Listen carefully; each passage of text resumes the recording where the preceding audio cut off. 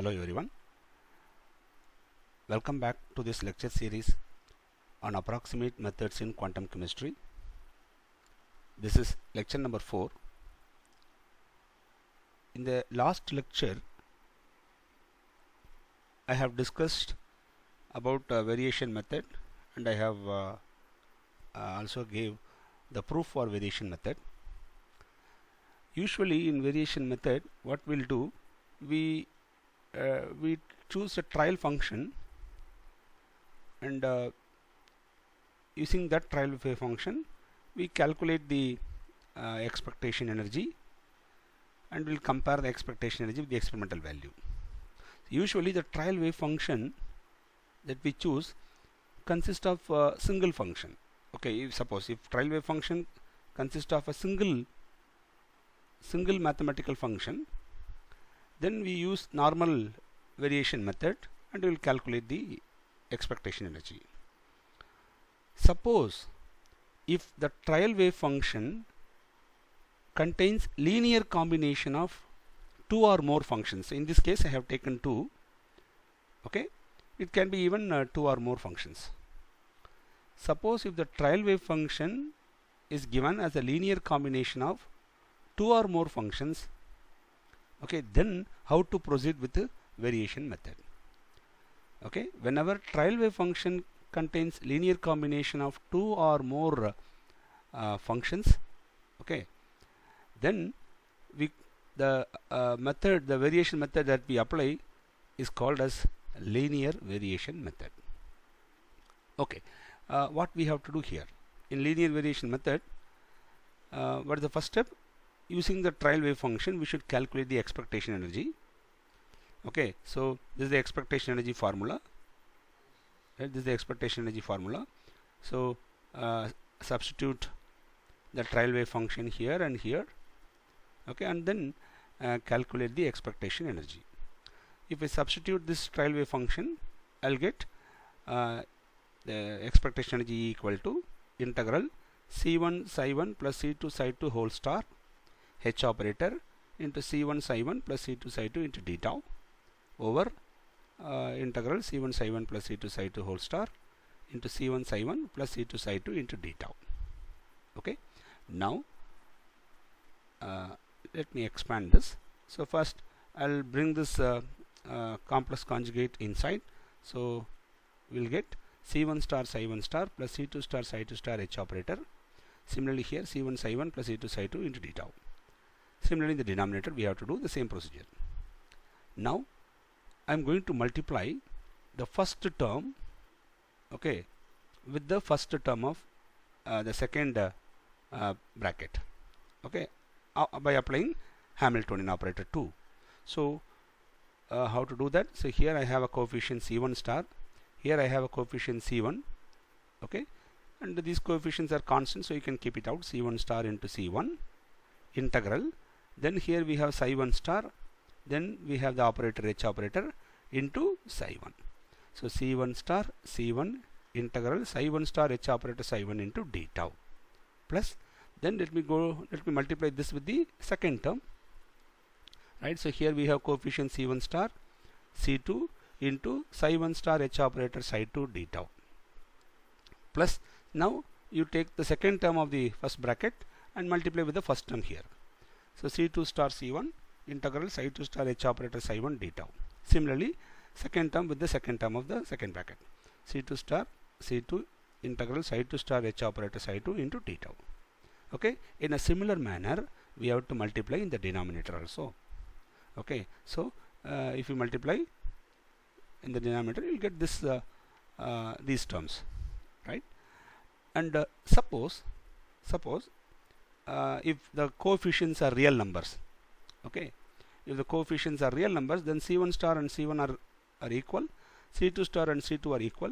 In that case we can write the expectation energy as, so C1 star, since C1 star and C1 are equal, we can write this as C1 square, and I am going to take this integral, okay, integral psi1 star H operator psi1, I am going to write this integral simply, okay, as H11, right? So C1 square into H11 plus since C1 star equal to C1, so we can write this as C1 into C2.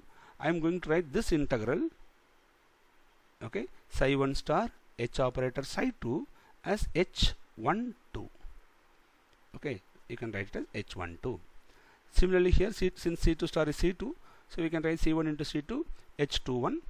Okay, and this integral is taken as H21. Okay, this integral is taken as H21, and this integral is taken as H22. So we can write simply the numerator as C1 square H11 plus C1 C2 H12 plus C2 C1 H21 plus C2 square into H22. Similarly, in the denominator, see C1 star is C1, so we can write this as C1 into C1 as C1 square. I am going to take this integral. See, this integral, it doesn't contain Hamiltonian operator. Okay, this integral is called as I'm going to take this integral as with a symbol S.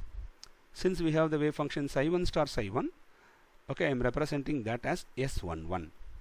Okay, then this can be written as S12, and this integral can be written as S21, right? Then this integral can be written as S22. These are all short way of writing the above integrals. Okay, now listen, as since the Hamiltonian operator is an Hermitian operator, so we can write H12 is as equal to H21. Since Hamiltonian operator is Hermitian operator, so H12 and H21 are one and the same here. Similarly, S12 and S21 are the it gives you the overlap of the two operators. Okay, since 1 and 2 are same, so S12 and S21 will give you the same result. Therefore, these two are also equal. I repeat, since Hamiltonian operator is Hermitian, okay, we can show that H12 and H21 are equal. So I am going to replace H21 as H12. Okay, then in the denominator we have S12 term and S21 term. Since S12 and S21 represent the same wave functions, okay, integral of same wave functions, that gives you the same result. Okay, so I am going to substitute these here. If I substitute these here, what will I get? Okay, so I am going to put H12 and H21 are equal, and S12 and S21 are equal. If I substitute that, I will get C1 square H11 plus 2 times C1 C2 into H12 and C2 square H22, similarly in the denominator. Okay, now here in this expectation energy, see, this expectation energy E depends on the variation parameters C1 and C2. Keep this in mind, that in the trial wave function, we have taken linear combination of two functions. Okay, while doing so, what we did, we multiplied psi1 with some coefficient C1, psi2 with some coefficient C2. These coefficients, okay, are called variation parameters. Okay, therefore the expectation energy that we get here, okay, contains C1 as well as C2. So expectation energy depends on the variation parameters C1 and C2. Okay, so now what I'm going to do, I'm going to differentiate E with respect to C1 first, and I'm going to put the value equal to 0 to get the minimum possible energy with respect to C1. Then I'm going to differentiate E with respect to C2 separately, and I'm going to put dou E by dou C2 as 0, and I'm going to minimize the energy with respect to C2. Okay, so we'll do that. So before that, what I'm going to do, I'll bring this term to the left hand side. So E into C1 square S11 plus 2 C1 C2 S12 plus C2 square S22 equal to, and in the right hand side we have the numerator term. Now I'm going to differentiate this equation with respect to C1, keeping C2 as constant. Okay, so how to do that? So I'm going to do with the UV differentiation method. Okay, I'm going to take this energy as U and this term as V. So first I'll keep E as such, and I'll differentiate V. So C1 square, if you differentiate, you will get 2 C1 S11 plus, here we have C1. If you differentiate C1, you'll get 1. So you'll get 2 C2 S12, and these two are constants, so it becomes 0. Okay, plus then keep the term V as such. So this is V, keep it as such, then differentiate E with respect to C1. So you'll get dou E by dou C1. Okay, similarly you have to differentiate in the right hand side. So C1 square, if you differentiate, you will get 2C1H11, and here you will get 2C2H12. Since this is a constant quantity, it becomes 0. Okay, then for energy to be minimum, we should put dou E by dou C1 as 0. Okay, so if you put the value equal 0, right, then this quantity becomes 0. So we left with only the remaining part, that is E into 2C1S11 plus 2C2S12 equal to 2C1H11 plus 2C2H12. See, here we have 2, 2, 2, 2, right? In left hand side as well as right hand side we have 2. Okay, so you can take 2 as common and you can cancel that.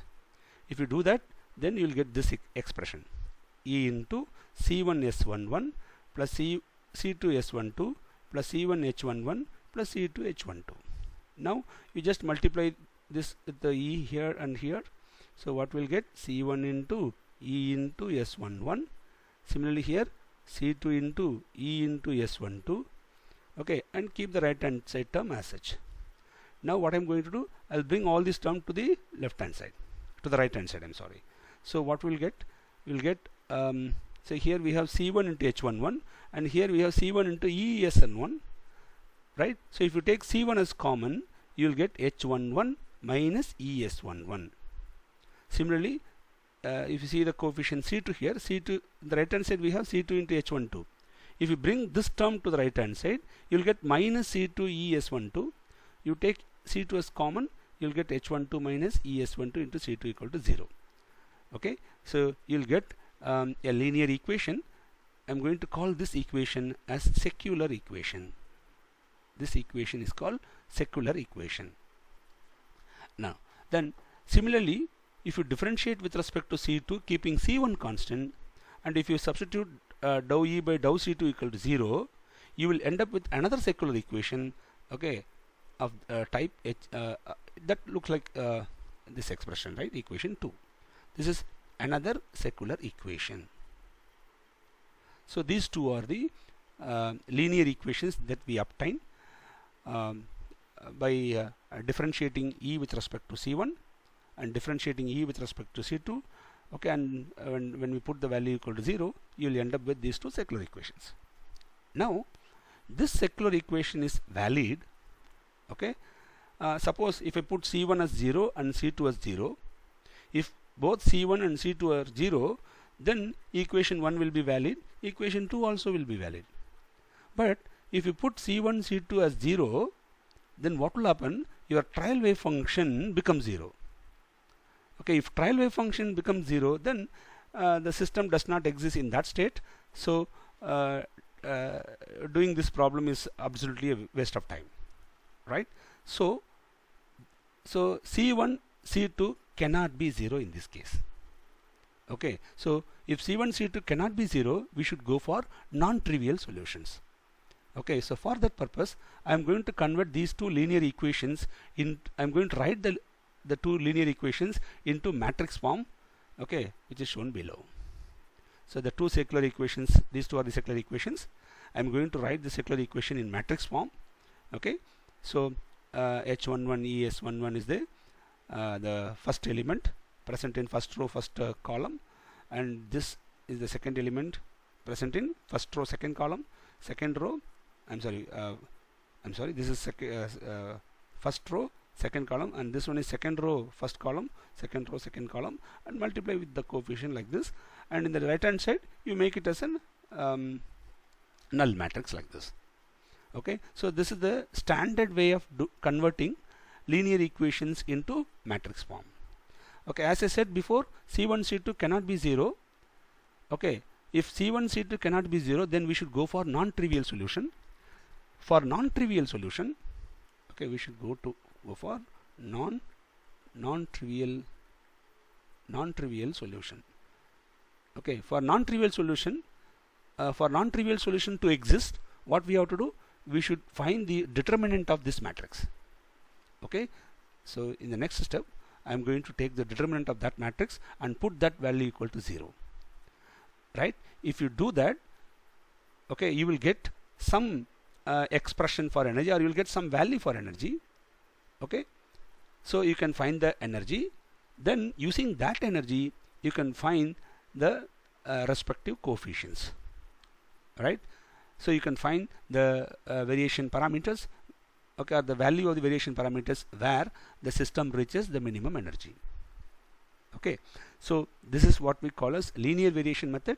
Since in the trial wave function we have chosen linear combination of two functions, in this case we have chosen linear combination of two functions, we end up with the we'll end up with the determinant of second order. Suppose if you choose trial wave function with the linear combination of three functions, then you will end up with the determinant of order 3. Okay, similarly we will get a determinant of order 4, order 5, depends upon how large your trial wave function is. Okay, yeah. So by solving this determinant we will get energy values.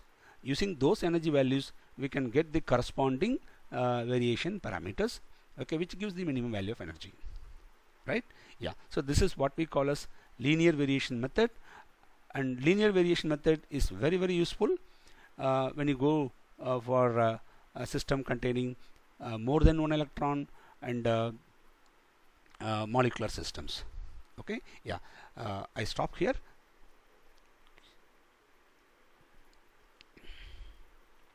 Thank you for listening. Thank you.